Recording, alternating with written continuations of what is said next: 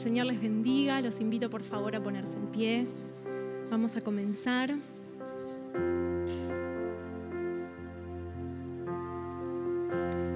Qué hermoso es estar juntos una vez más. Amén. Gracias al Señor por eso. Vamos a compartir algunos versos del Salmo 68. Vamos a comenzar desde el verso 4.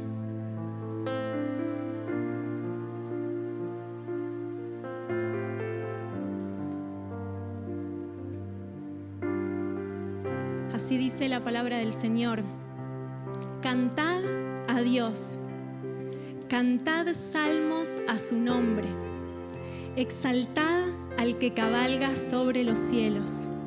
Jehová es su nombre, alegraos delante de él. El verso 19 y 20 dice: bendito el Señor, cada día nos colma de beneficios, el Dios de nuestra salvación. Dios, nuestro Dios, ha de salvarnos, y de Jehová, el Señor, es el librar de la muerte. El verso 26 dice: bendecid a Dios en las congregaciones, al Señor, vosotros de la estirpe de Israel.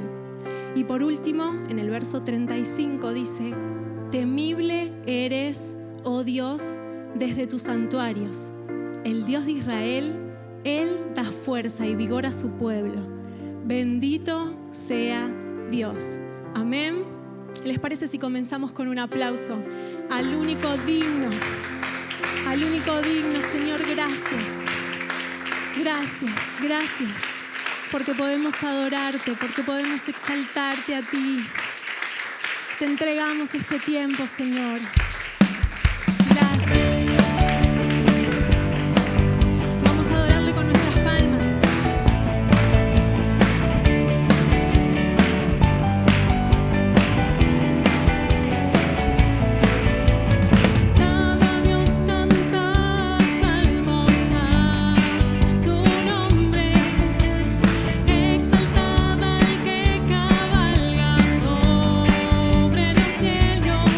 Jehová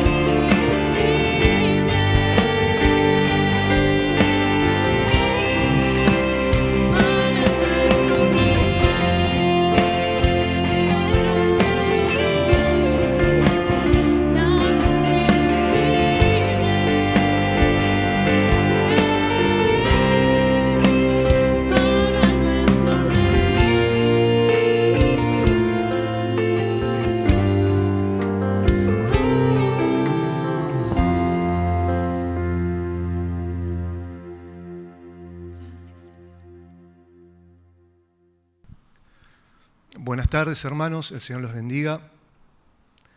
Los invito a que me acompañen a orar. Vamos a buscar al Señor en oración como siempre para, antes de ir a su palabra, pidiéndole que sea Él el que nos hable y nos abra las Escrituras.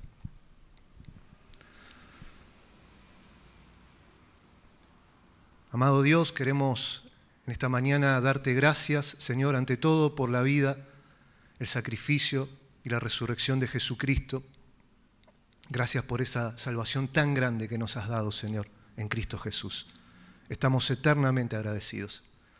Y además agradecidos, Señor, que por sus méritos y en su nombre tenemos acceso a tu trono de gracia.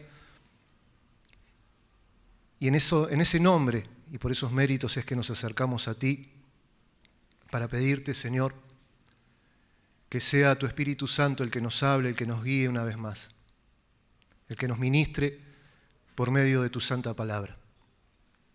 Ayúdanos, Señor, a tener corazones dispuestos a escuchar lo que tú nos quieres hablar,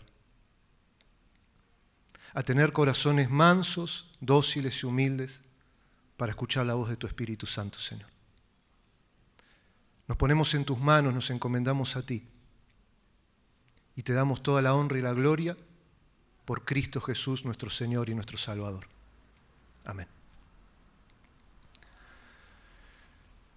Algo que es muy llamativo de la palabra de Dios, de la Biblia, es que la Biblia no esconde las debilidades de los hombres. No intenta mostrarnos modelos de hombres infalibles, perfectos.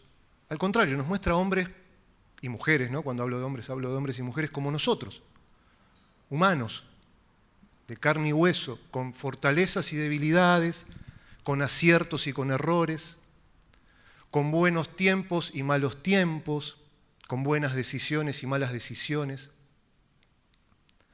Contrario a lo que hace cualquier otro tipo de literatura cuando quiere exaltar algo, ¿no? Que sacan de lado cualquier error que esa persona pueda haber cometido y solo te van a contar de las virtudes. Lee cualquier biografía de cualquier personaje, quizás de la historia no tan antigua, y te vas a dar cuenta que te lo van a tratar de vender como un mito, ¿no? Cuando terminás de leer la biografía decís, pero este hombre era de otro planeta. No, el que escribió era de otro planeta y piensa que nosotros también, y nos cuenta una historia sin manchas. Pero la Biblia no tiene esa intención. La Biblia nos muestra tal cual somos nosotros y nos muestra tal cual es Dios. Él sí es perfecto, Él es sin mancha. Y cuando la Biblia hace esto, de mostrarnos estas caídas, estos tropiezos de hombres de Dios, lo hace con una intención, lo hace con un fin. El apóstol Pablo nos dice, escribiéndole a la iglesia de los Corintios, él le cuenta o los advierte sobre el pecado de la idolatría y pone ejemplos del Antiguo Testamento, pone ejemplos del Éxodo, del libro del Éxodo. Y él dice, no lo busquen, en 1 Corintios 10, versículo 6 en adelante dice, mas estas cosas sucedieron como ejemplos para nosotros, para que no codiciemos cosas malas como ellos codiciaron. Versículo 7, ni seáis idólatras como alguno de ellos, según está escrito, se sentó el pueblo a comer y a beber y se levantó a jugar. Ni forniquemos como algunos de ellos fornicaron y cayeron en un día 23.000. Ni tentemos al Señor como también algunos de ellos le tentaron y perecieron por las serpientes. Ni murmuréis como algunos de ellos murmuraron y perecieron por el destructor. Todos ejemplos tomados del Génesis, de la Escritura.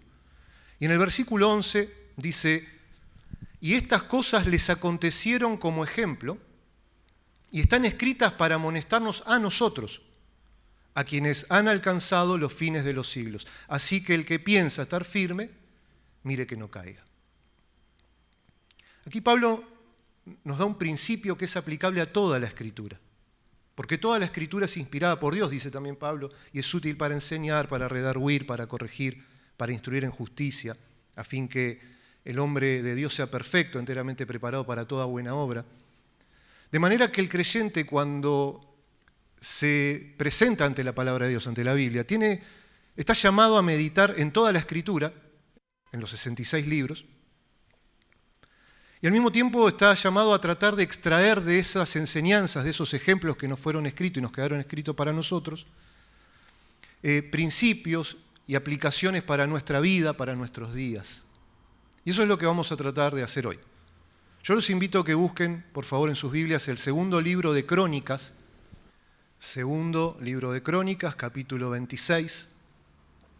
Allí se nos va a contar sobre el reinado del rey Usías. Usías, que en el segundo libro de Reyes lo llaman también Azarías, esos eran sus dos nombres. Y lo interesante de la vida de Usías es que en su vida encontramos tanto el ejemplo de lo bueno, aquello que la Biblia nos llama a ver e imitar, seguir, y también nos muestra el ejemplo de lo malo, aquello que la Biblia nos amonesta y nos advierte a no hacer, a no repetir. Así que vamos a ver un poco la vida de Usías desde estos dos ejemplos, ¿no? Desde el buen ejemplo de Usías, versículo 1 al 15, y el mal ejemplo de Usías, versículo 16 al 23. Comienza diciendo la palabra de Dios en el versículo 1, segunda de Crónicas, capítulo 26. Entonces todo el pueblo de Judá tomó a Usías, el cual tenía 16 años, y lo pusieron por rey en lugar de Amasías su padre. 16 años. Un jovencito llamado Usías, ese nombre significa fuerza de Dios. Y dice que lo tomó el pueblo y lo sentó en el trono en lugar de su padre Amasías. Y uno dice, bueno, es lógico, ¿no?, que cuando un rey, en una monarquía hereditaria, que cuando un rey muere, su hijo sea el que lo suceda en el trono. El tema es que a Amasías, a su padre, lo ayudaron a morir, lo asesinaron, ¿no? Y lo asesinaron justamente parte del pueblo que toma ahora a Usías con 16 años y lo sienta en el trono. Ustedes están cerca, si lo quieren buscar en el capítulo anterior. Recuerden que en Segunda de Crónicas encontramos relatados 430 años de historia, redactados desde una mirada retrospectiva del autor, del cronista, que se piensa que pudo haber sido Esdras, y que va desde el reinado de Salomón hasta el reinado del rey persa Ciro, allí unos 430 años de historia, resumidos en 36 capítulos. Y en casi cada capítulo encontramos el reinado de un rey de Judá. Aquí está centrado en los reyes de Judá, los reyes que se sentaron descendientes de David en el reino del sur, después que el reino de Israel se divide en dos reinos. Y en el capítulo 25 está la historia resumida del reinado de Amasías, el papá de Usías. Pero miren el versículo 27 y 28. Dice: desde el tiempo en que Amasías se apartó de Jehová, empezaron a conspirar contra él en Jerusalén, la capital del reino, y habiendo él huido a Laquis, una ciudad fortificada a 30 kilómetros de Jerusalén, enviaron tras él a Laquis y allá lo mataron, al rey, al papá de Usías. Y lo trajeron en caballos y lo sepultaron con sus padres en la ciudad de Judá. Si quieren ver también el versículo 2 de ese mismo capítulo 25, nos dice que el papá de Usías comenzó haciendo lo bueno ante los ojos de Dios, aunque no de perfecto corazón. Y aquí vemos a qué se refería, ¿no? Llegó un momento en el que se apartó de Jehová. Ahora, cuando dice que se apartó de Jehová, nos está contando lo que nos narra un poquito más adelante, en el versículo 14, si lo quieren ver, del capítulo 25 también, cuando Amasías se volvió a la idolatría. Le dio la espalda a Dios y se volvió a los ídolos.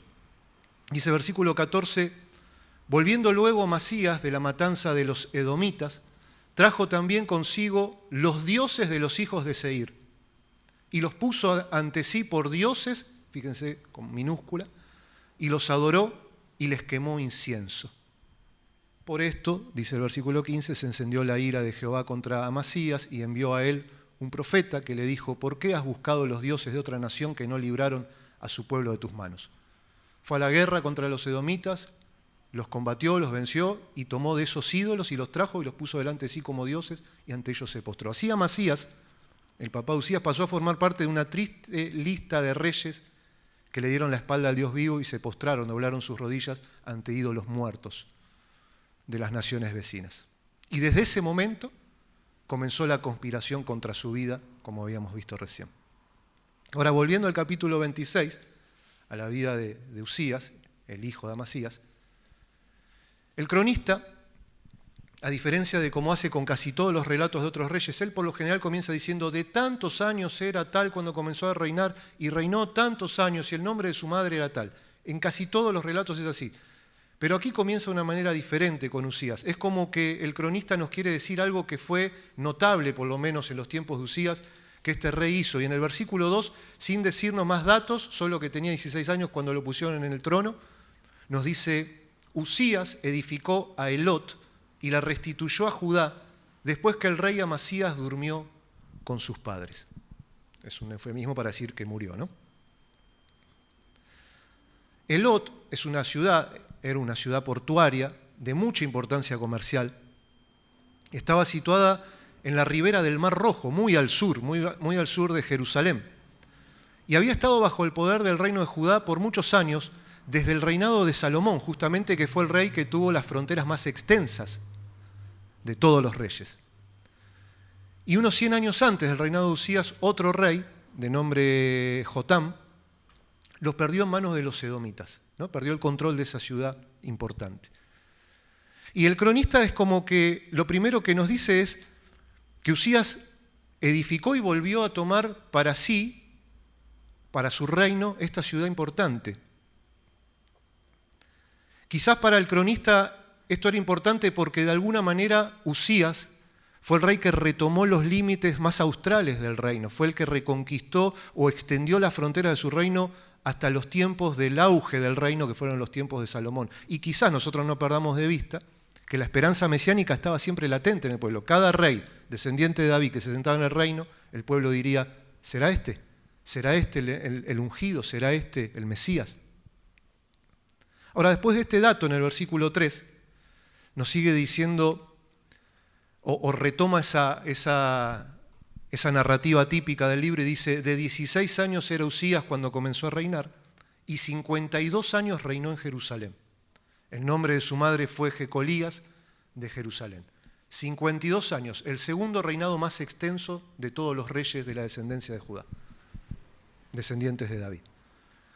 Versículo 4 dice: e hizo lo recto ante los ojos de Jehová, conforme a todas las cosas que había hecho Amasías su padre. Acuérdense que Amasías comenzó bien, terminó mal, pero comenzó bien. Y Usías también comenzó bien, es lo que nos dice el cronista. Y en el versículo 5 nos da quizás la clave para entender en qué consistió su éxito. Fíjense, versículo 5 del capítulo 26 de Segunda de Crónicas dice: y persistió en buscar a Dios en los días de Zacarías, entendido en visiones de Dios, y en estos días que buscó a Jehová, Él le prosperó. Lo que caracterizó la vida exitosa de este rey Usías fue la búsqueda persistente de Dios. Él persistió en buscar a Dios. Esto lleva implícita la idea, esta frase lleva implícita la idea de frecuentar, seguir, preguntar, inquirir, consultar a Dios y por Dios. No sabemos cuánto tiempo Usías persistió en buscar a Dios, no sabemos si lo hizo en los primeros 10 años de su reinado, 20, 30, 40 o 50. Lo que sí sabemos, y que el cronista nos deja claro, es que mientras él persistió en buscar a Dios, Dios lo prosperó. Y lo que Usías estaba haciendo era lo que se esperaba que haga cualquier rey de Israel, cualquier rey de Judá.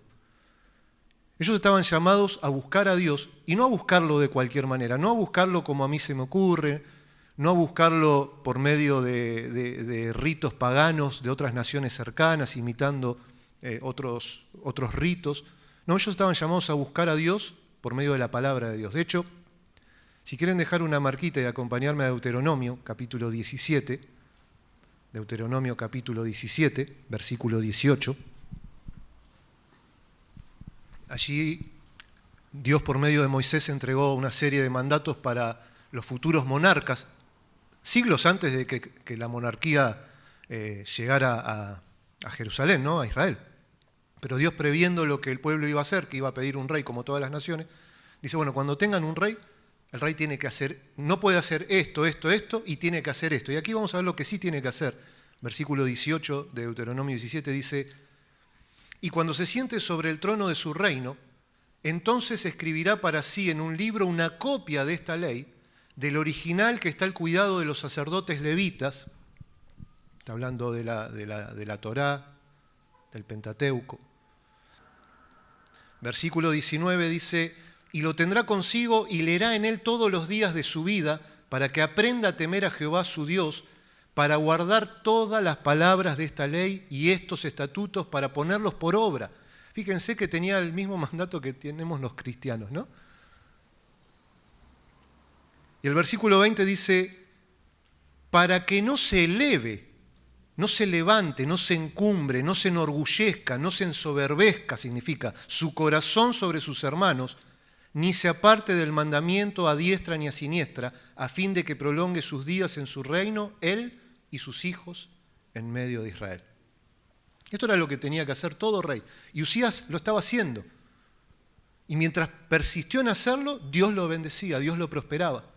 Vuelvan, si quieren, por favor, al capítulo 26 de Segunda de Crónicas. Dice que fue así en los tiempos de Usías, ¿no? en los días de Zacarías, entendido en visiones de Dios, lo que posiblemente está diciendo que Zacarías era un profeta. De él no sabemos nada, no es Zacarías el profeta menor que tenemos un libro en el Antiguo Testamento. Este es un profeta que aparentemente, del cual no se nos dice nada y que aparentemente estaba al servicio del rey, como tantos profetas sirvieron a los reyes, ¿no? Samuel, a Saúl, a David, Natán y tantos profetas. Lo que sí sabemos de Zacarías es que era un hombre entendido en las visiones de Dios. Un hombre con un profundo discernimiento y entendimiento en la palabra de Dios. Y parece que fue de influencia, una influencia positiva en la vida de Usías, al punto que Usías, durante los días de Zacarías, persistió en buscar a Dios. Y vuelve a decir hacia el final del versículo, y en estos días que buscó a Jehová, él le prosperó, Dios le prosperó. Y esa palabra le prosperó, aquí es una palabra en hebreo que habla de empujar hacia adelante. Quizás no es la idea de prosperar que tenemos hoy en día. Mientras Usías persistió en buscar a Dios, en frecuentar a Dios, en consultar a Dios, Dios lo empujó hacia adelante y Usías experimentó lo que dice su nombre, ¿no? La fuerza de Dios que lo empujaba hacia adelante. Y tiene la idea de empujarlo hacia tener éxito. Y de esos éxitos nos empieza a hablar a partir del versículo 6.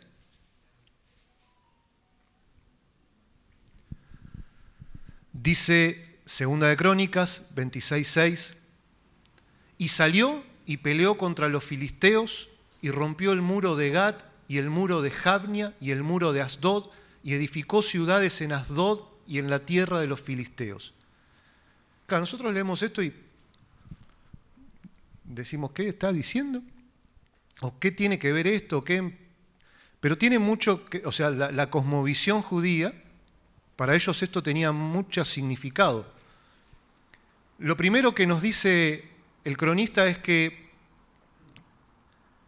Usías llevó adelante campañas militares exitosas contra enemigos que estaban en su tierra desde hacía siglos y en los cuales ellos habían fallado por falta de fe en expulsar de la tierra. Y eran los filisteos.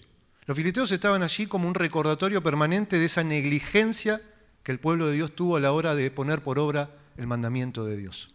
Y si bien con los años ellos lograron expulsarlos de las montañas, de la zona montañosa de Judá, cuando los expulsaron hacia la llanura ya no se animaron a seguir peleando con ellos porque los filisteos tenían carros cerrados para la guerra, ¿no? Ellos, al igual que nos pasa a nosotros, pensaban que sus victorias eran por lo hábiles que eran como soldados, por el ejército, por la estrategia militar, y perdían de vista que era Dios el que estaba peleando por ellos. Entonces decidieron convivir con esta nación, filisteos, que eran una nación guerrera, y permanentemente vemos a lo largo de la Biblia estos conflictos, ¿no? Los filisteos que habitaban lo que es la franja de Gaza, saliendo a querer reconquistar una zona que había entre los montes y esa zona de Gaza, que era la Céfela, una zona fértil.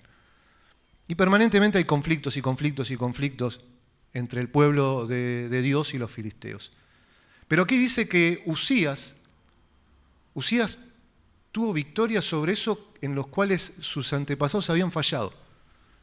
Él tuvo victoria sobre esos enemigos que por años se había acostumbrado a convivir con ellos, estaban acostumbrados a las invasiones de los filisteos. Sin embargo, él los venció y dice que hasta derribó los muros de algunas de las ciudades principales. Nos nombra a Asdod, Jabnia, Gat, son todas ciudades principales, fortificadas. Usías fue, le tiró abajo el muro y encima dice que en Asdod edificó también ciudades propias. Conquistó. Venció y conquistó. No perdamos de vista que esto fue mientras persistió en buscar a Dios. Y aquí podemos trazar algún paralelismo quizás con la vida del creyente, ¿no? Porque cuando el cristiano persiste en buscar a Dios, el Señor nos da victoria en esas áreas de nuestra vida en la cual quizás nos habíamos acostumbrado ya a convivir con, bueno, cada uno póngale el nombre que quiera a su filisteo, ¿no? Con mi depresión filistea, con mi adicción filistea, con mis vicios filisteos. Esa zona en la que no me animaba ni a pasar cerca porque siempre me salían con sus carros cerrados y perdíamos. Pero cuando conocimos al Señor y persistimos en buscar al Señor, el Señor nos dio victoria sobre esas áreas de nuestra vida en las cuales cuando hoy todavía pensamos cómo fue que pude vencer eso que pensé que siempre me iba a dominar. Bueno, como dice el versículo 7, Dios le dio ayuda contra los filisteos.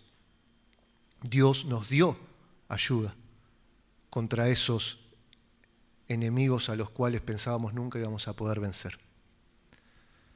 El versículo 7 dice, Dios le dio ayuda contra los filisteos y contra los árabes que habitaban en Gur-Baal y contra los amonitas, y dieron los amonitas presentes a Usías, y se divulgó su fama hasta la frontera de Egipto, porque se había hecho altamente poderoso. Yo sé que acá vemos muchos nombres y algunos no tienen presente quizás tampoco una referencia de un mapa de la zona de Israel, ¿no? Pero lo que nos está queriendo decir el cronista resumidamente es que mientras Usías persistió en buscar a Dios, Dios le dio victoria, de norte a sur, de este a oeste. A los enemigos del norte, del sur, del este y del oeste los venció. Y dice que aún a Egipto, bien al sur, llegó su fama, porque se había hecho altamente poderoso. Habla de ascenso, encumbrar, ser alto, en poder. Pero claro, Usías fue encumbrado por Dios.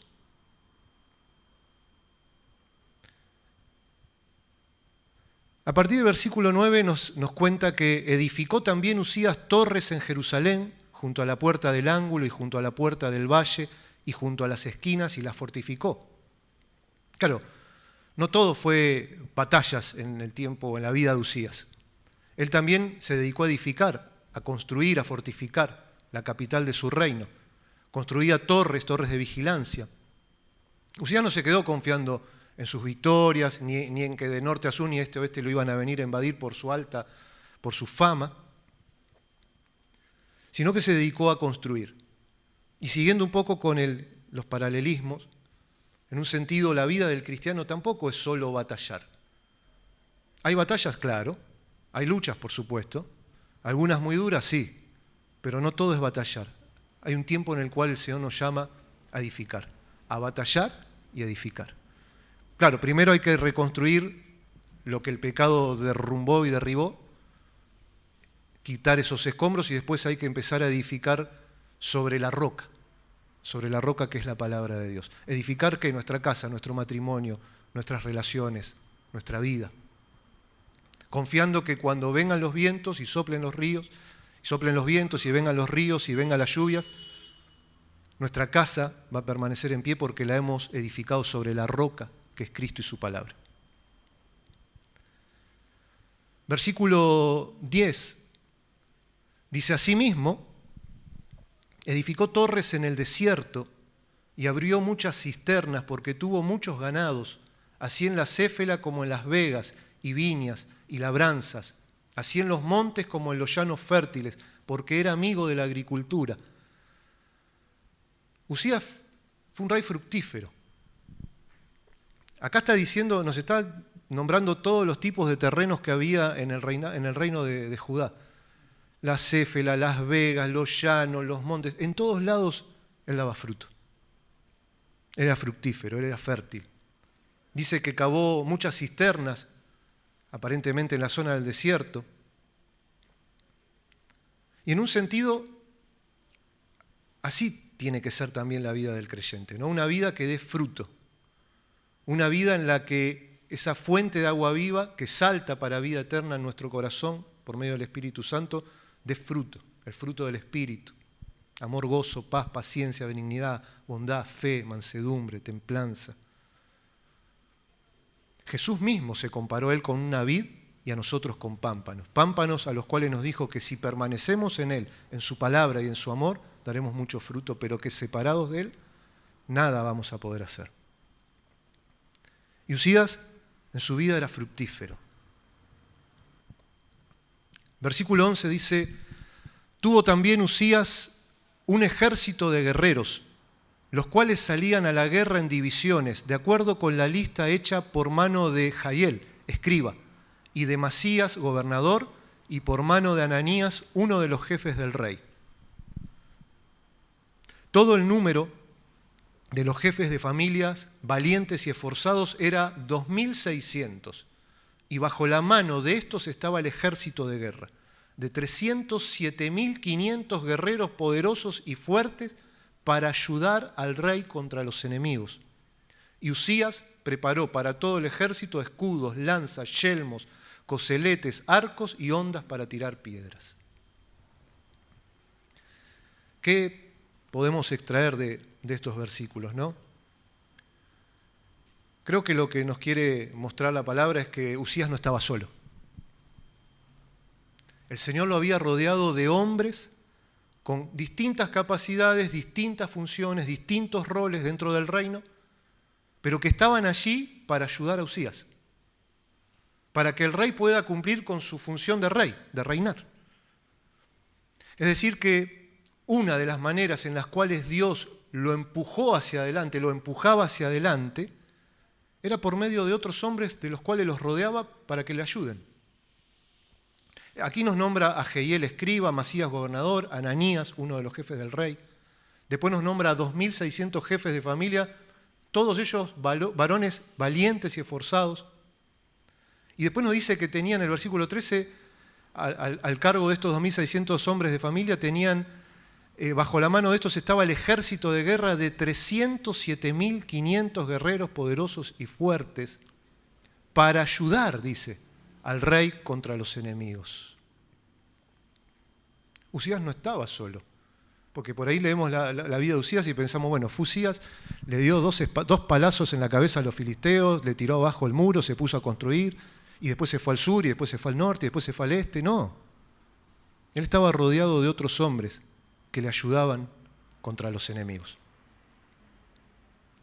Y en este paralelismo con la vida cristiana también, ¿no? Hay una lección que no podemos pasar por alto. Que Dios también nos rodeó de otros creyentes.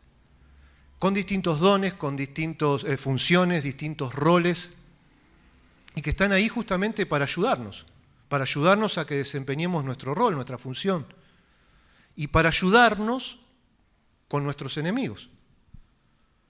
Y eso se llama iglesia. Ese es el diseño de Dios para el creyente, la iglesia. De manera que los pastores, los hermanos de los cuales el Señor nos rodea, son una de las maneras en las cuales Dios nos empuja hacia adelante. Es una de las maneras en las cuales Dios nos prospera. Y ahora que estamos en estos tiempos pandémicos, ¿no? Es muy fácil que el creyente quede aislado, quede desconectado de su congregación. Deje de tener contacto con aquellos de los cuales Dios le rodeó para ayudarla, para su bien. Y también es un tiempo propicio para aquellos que no les gusta el diseño de Dios para la vida del creyente, la quieren hacer solos y aprovechan estos tiempos extraños de pandemia que nos tocan vivir para aislarse de su congregación, para aislarse de esos hermanos de los cuales Dios le rodeó para su bien. Y pensaba, ¿no? Una estrategia tan exitosa de los lobos a la hora de cazar es separar a su presa del resto. Los lobos cazan en manada, pero a la presa se la comen cuando la separan. Y pensaba, qué peligrosos son estos tiempos. Y la palabra nos advierte que no dejemos de congregarnos como muchos tienen por costumbre. Y estos pasajes, mientras leía estos pasajes de la vida de Usías, pensaba, esto atenta contra el espíritu de llanero solitario que reina hoy en el cristianismo, ¿no? De que yo la voy a hacer solo, como decía un pastor, hasta el llanero solitario no estaba solo. Tenía toro, tenía ahí su compañero.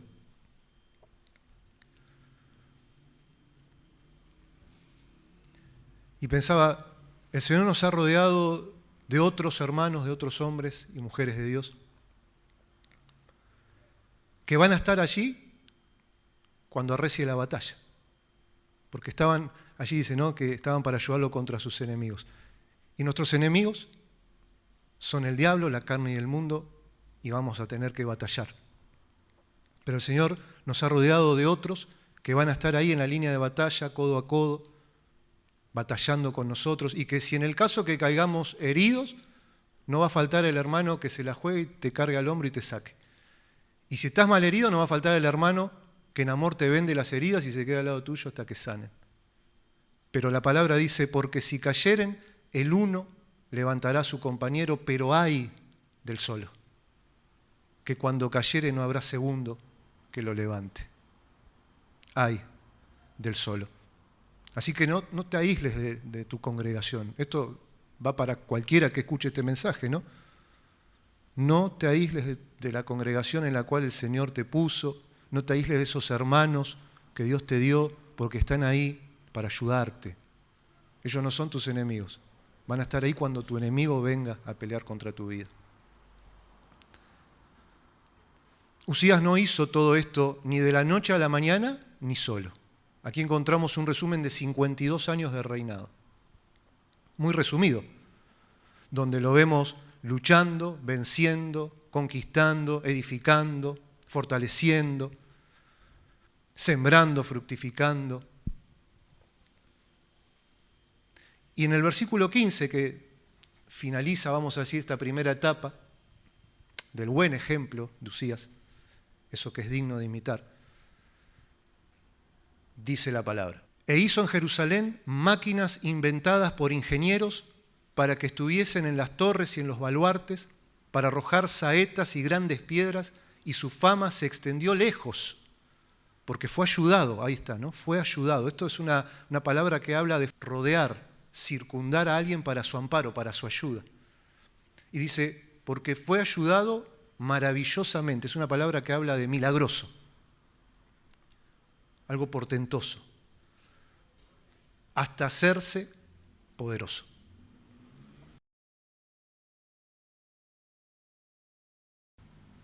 Pero como decíamos al comienzo, ¿no?, la palabra no nos esconde, no pone debajo de la alfombra los errores, las caídas. Al contrario, los pone allí, los ha dejado escrito como ejemplos para nosotros. Y a partir del versículo 16 encontramos esa caída de Usías. Este rey vencedor, conquistador, que había logrado conquistar a esos enemigos externos de norte a sur, de este a oeste, que había extendido sus fronteras, que había edificado ciudades en territorio enemigo. Ahora en el versículo 16 nos cuenta de su peor derrota. Él fue derribado por un enemigo interno, un enemigo que él no esperaba, un enemigo que acecha el corazón de todo hombre. Él fue vencido por el orgullo del corazón. Fíjense el versículo 16, dice: Mas cuando ya era fuerte, su corazón se enalteció para su ruina, porque se rebeló contra Jehová su Dios, entrando en el templo de Jehová para quemar incienso en el altar del incienso. Usías se olvidó quién fue el que lo hizo poderoso, quién fue el que lo empujó hacia adelante, quién fue el que lo encumbró, quién fue el que peleó por él contra los filisteos, contra los árabes, contra los amonitas. Se olvidó. Y empezó a pensar, como nos puede pasar a cualquiera de nosotros, qué bien que la hice, ¿no? Qué hábil que fui, qué espiritual que soy, qué consagrado que soy.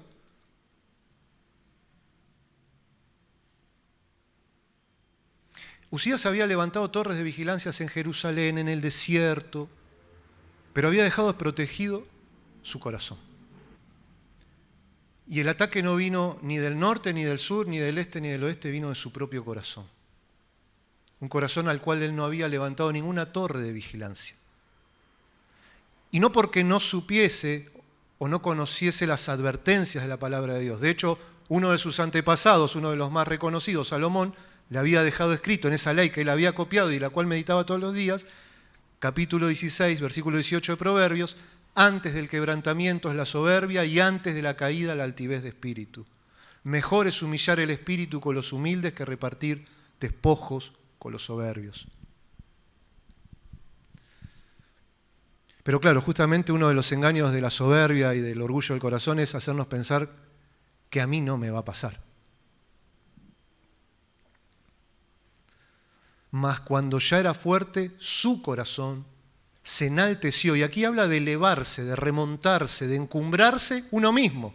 No Dios, como había pasado hasta aquí. Él mismo se levantó y se encumbró, aún por encima del Dios que lo había sostenido y traído hasta aquí. Dice, su corazón se enalteció para su ruina. Esta palabra habla de destrucción, demoler, derribar, devastar. Ese conquistador, ese edificador, siendo devastado, demolido, derribado por el orgullo de su propio corazón. Y siempre que el corazón se enaltece para su ruina. No es que hay opción de que se enaltezca para otra cosa, no. Si tu corazón se está enalteciendo para arruinarte. Estas palabras nos tienen que hacer temblar a todos porque todos tenemos un corazón. Todos tenemos un corazón que tiende al orgullo, que tiende a enaltecerse. Cristo, el alto y sublime, nos dijo: aprendan de mí que soy manso y humilde de corazón. El Señor nos dijo cómo era que debíamos edificar una torre de vigilancia sobre nuestro corazón, una torre de humildad, una torre de mansedumbre, aprendiendo de Él, que es manso y humilde de corazón. Ahora, lo más triste quizás de estos versículos de la caída de Usías es que cuando Usías se rebeló, no se rebeló como otros reyes antes que él, que doblaron sus rodillas ante dioses extraños y quemaron incienso a ídolos de naciones vecinas. No, Usías no se volvió un idólatra en ese sentido. Usías se volvió un ególatra. ¿Sí? Una admiración excesiva hacia su propia persona. Y él dobló las rodillas ante el yo. No ante un ídolo, ante el yo, ante su orgulloso corazón. Y quizá alguno dice, pero bueno, ¿qué tiene de malo que Usías haya ido a quemar incienso al altar del incienso en el templo de Dios? Porque él no fue a un templo pagano, él no fue a quemar incienso a otros dioses. Lo que tiene de malo es que Dios no le había permitido más que a los sacerdotes descendientes de Aarón hacer eso. Eso no le correspondía a Usías. Eso no era parte de su rol, de su función como rey. No le correspondía, sencillamente. ¿Por qué? Porque Dios dijo que no era así. Él había destinado y había apartado, había separado a otras personas para esa función. Pero Y no lo ignoraba Usías, esto no lo hacía con ignorancia. Él había leído el capítulo 30 de Éxodo cuando hablaba sobre el incienso sobre el altar y quiénes eran los únicos que podían ir a ministrar y quemar ese incienso. Primero porque ese altar estaba en el lugar santo, donde solo podían entrar los sacerdotes. Y de los sacerdotes, solo los descendientes de Aarón podían quemar incienso sobre el altar. Y Usías era de la tribu de Judá, y Usías no era descendiente de Aarón. Él no era sacerdote, él era rey. Y a sabiendas que no le estaba permitido, que Dios lo había prohibido, él decidió ir contra Dios. Él se rebeló contra Dios, contra su Dios. Y en su orgullo se encumbró tan alto que se puso por encima de la palabra de Dios. Porque eso es otra cosa trágica del orgullo, ¿no? A mí no me aplica. Esta advertencia de la palabra de Dios a mí no me aplica. El orgullo te hace escuchar, perdoná, como Cristo perdonó. No lo voy a hacer, pero mirá que la palabra está llena de advertencias de lo que va a pasar con tu corazón si te rehusás a perdonar. A mí no me va a pasar.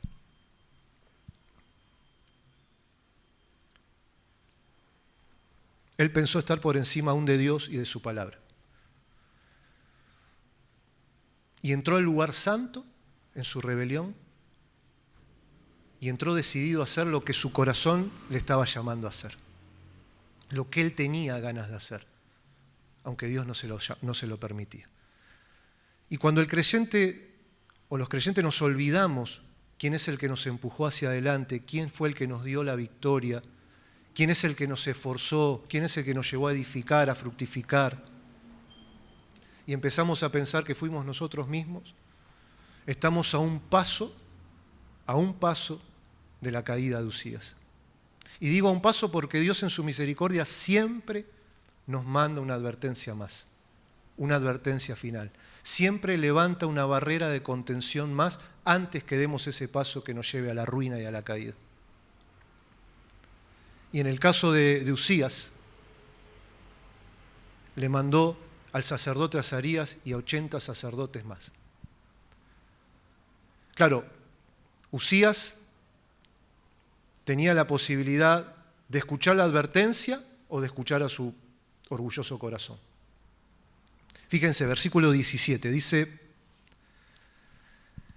y entró tras él el sacerdote Azarías, era el sumo sacerdote, y con él 80 sacerdotes de Jehová, varones valientes, y se pusieron contra el rey y le dijeron: no te corresponde a ti, oh Usías, el quemar incienso a Jehová, sino a los sacerdotes hijos de Aarón que son consagrados para quemarlo.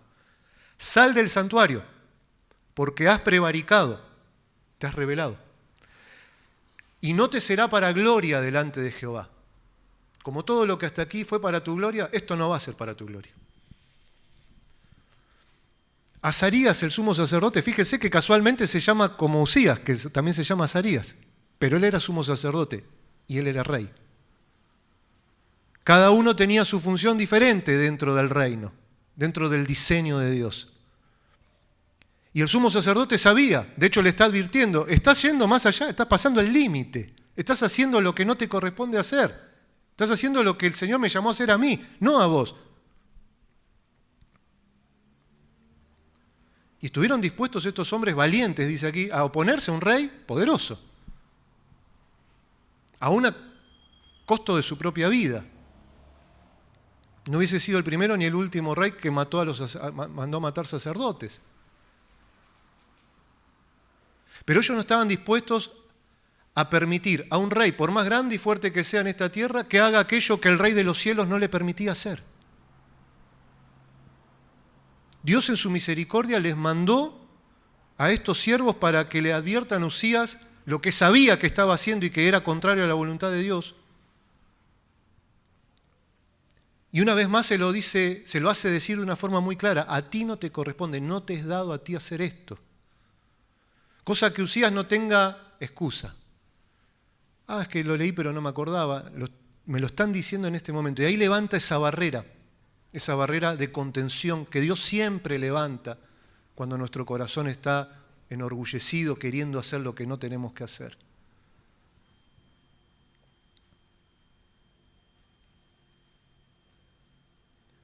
Después de estos sacerdotes lo que quedaba era el pecado, era la caída, era la rebelión. Y fíjense que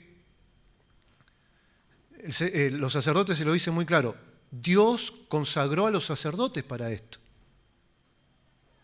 Pero una marca característica también del orgullo y del enaltecimiento del corazón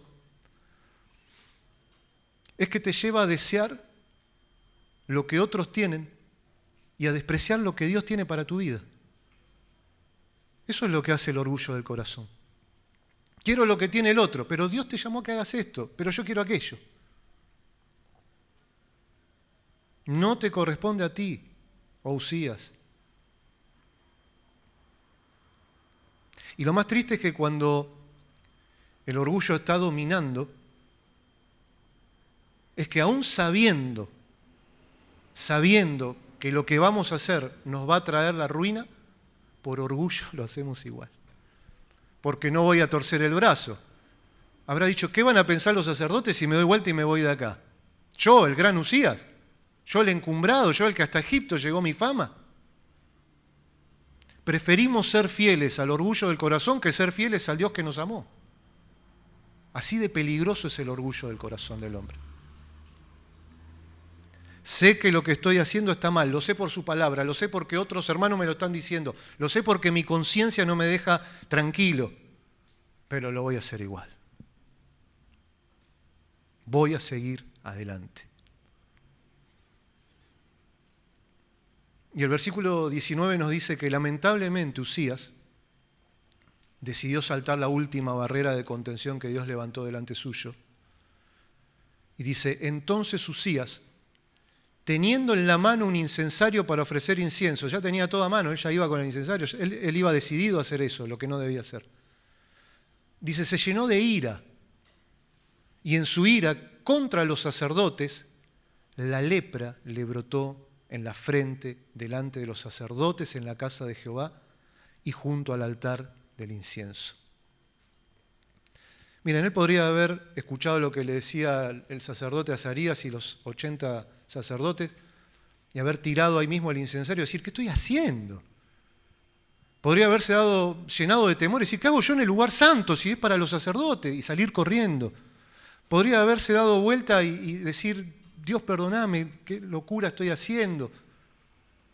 Sin embargo, se llenó de ira. Se llenó de ira contra los sacerdotes, se llenó de ira contra esos hombres de Dios de los cuales Dios lo había rodeado para su bien. Y que ahora de parte de Dios le estaban diciendo, pará, te vas a arruinar. No des un paso más, todavía estás a tiempo de darte vuelta e irte, no avances.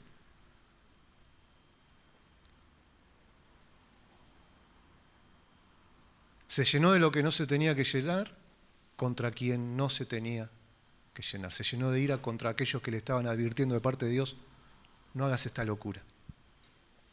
Y dice que la lepra le brotó en la frente delante de los sacerdotes en la casa de Jehová junto al altar del incienso. Versículo 20 dice, y le miró el sumo sacerdote Azarías y todos los sacerdotes, y aquí la lepra estaba en su frente, y le hicieron salir apresuradamente de aquel lugar.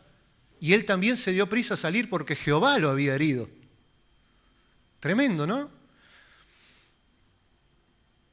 Pensaba cómo en ese momento todos, esas 81 personas que estaban en el lugar santo, se habían dado cuenta de la lepra en la frente, la lepra del orgullo en la frente de Usías, menos Usías. Y diría, ¿qué les pasa que me miran así? Porque así es el orgullo, ¿no? Todos se dan cuenta que lo tenés menos el que lo tiene. Y cuando el sumo sacerdote miró la frente del rey y dijo, esto es lepra, dice que lo hicieron salir apresuradamente. Claro, porque nada inmundo podía entrar en el lugar santo. Y la lepra te hacía inmundo automáticamente, te apartaba y te separaba de lo santo, de la casa de Dios, del templo, de la sociedad. Y Usías estaba inmundo por la lepra del orgullo de su propio corazón. Y ahí recién Usías dice que se dio prisa para salir, pero era tarde. porque así es el orgullo. Cuando te das vuelta para correr, ya estás herido por Dios, ya estás llagado, ya estás leproso. Era antes, Usías, era cuando te dijeron no te corresponde hacer esto a ti, ahí era. Ahora corre, pero corre con tu lepra. Ahora alejate, pero alejate herido por Dios.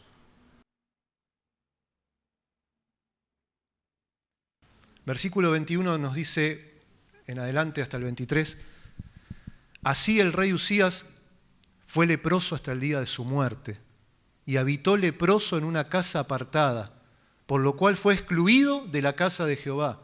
Y Jotam, su hijo, tuvo cargo de la casa real, gobernando al pueblo de la tierra. Los demás de los hechos de Usías, primeros y postreros, fueron escritos por el profeta Isaías, hijo de Amós. Y durmió Usías, murió, con sus padres, y lo sepultaron con sus padres en el campo de los sepulcros reales, porque dijeron, leproso es. Y reinó Jotam, su hijo, en lugar suyo. El orgullo lo llevó a vivir el resto de su vida apartado de todo de lo cual Dios lo había rodeado y bendecido para su bien. Y en su muerte dice que fue puesto en los campos de los sepulcros, no en los sepulcros reales, porque aún en su muerte decían, es leproso. Digo, qué triste, ¿no? Porque de todas las cosas buenas que Usías hizo, muchas de ellas dignas de imitar y las cuales debemos imitar, por lo que se lo termina recordando era porque fue leproso. Y terminó sus días en una muerte lenta, porque la lepra los mataba lentamente, apartado de todo, separado de todo. El orgullo es lo que te lleva a apartarte de todo y de todos, aún de Dios.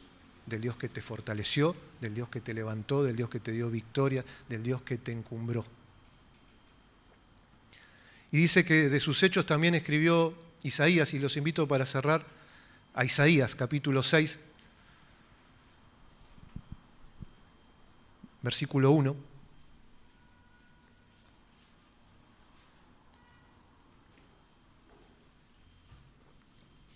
Porque Usías en su orgullo pensó que él estaba por sobre todas las cosas, que él reinaba aún sobre Dios, que después, que encima de su trono no había nadie. E Isaías llamativamente nos escribe aquí en el capítulo 6, versículo 1, en el año que murió el rey Usías, el leproso. Vi yo al Señor sentado sobre un trono, alto y sublime, y sus faldas llenaban el templo del cual Usías salió herido. Por encima de él había serafines, cada uno tenía 6 alas, con 2 cubrían sus rostros, con 2 cubrían sus pies y con 2 volaban, y el uno al otro daba voces diciendo, Santo, Santo, Santo, Jehová de los ejércitos, toda la tierra está llena de su gloria.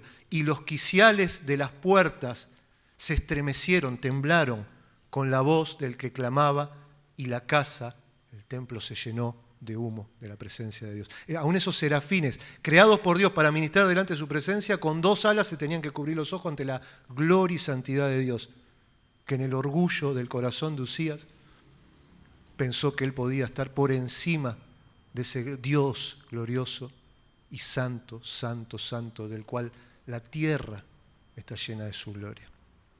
A eso nos lleva el orgullo, a ver a Dios de esa manera. Que no nos pase. Porque estas cosas, como dijo Pablo, están escritas para amonestarnos a nosotros, los que hemos alcanzado los fines de los siglos. Y todos, como dije antes, tenemos un corazón propenso a enaltecerse y olvidarse de que si hay algo bueno en nosotros, es Dios el que lo está obrando, es su gracia, su misericordia. Te invito a orar. Amado Dios, queremos darte gracias, bendecir tu nombre, exaltarte y pedirte perdón, Señor, por tantas veces que actuamos con orgullo en nuestro corazón, Señor, por esas veces que preferimos escuchar la voz de nuestro orgulloso corazón y no la voz de tu Espíritu Santo que nos advierte, que nos refrena, que nos llama a volvernos del camino que orgullosamente estamos decididos a seguir adelante a pesar de tantas advertencias. Señor, entendemos que cuando el corazón se enaltece lo hace para nuestra propia ruina. Ayúdanos, Señor, ayúdanos porque todos nos reconocemos propensos al orgullo. Todos, Señor, nos reconocemos débiles como Usías. Ayúdanos a persistir, Señor, en buscarte. Porque mientras lo hacemos, mientras buscamos, inquirimos, preguntamos, consultamos a ti, tú nos prosperas. Tú nos das victoria. Te damos gracias, Señor, porque es en Cristo que somos más que victoriosos y más que vencedores. Te amamos con todo nuestro corazón, Señor, y te amamos porque tú nos amaste primero. Ni en eso podemos ponernos una medalla. Gracias por tanto amor, Señor. En el nombre de Jesús. Amén. El Señor les bendiga, hermanos.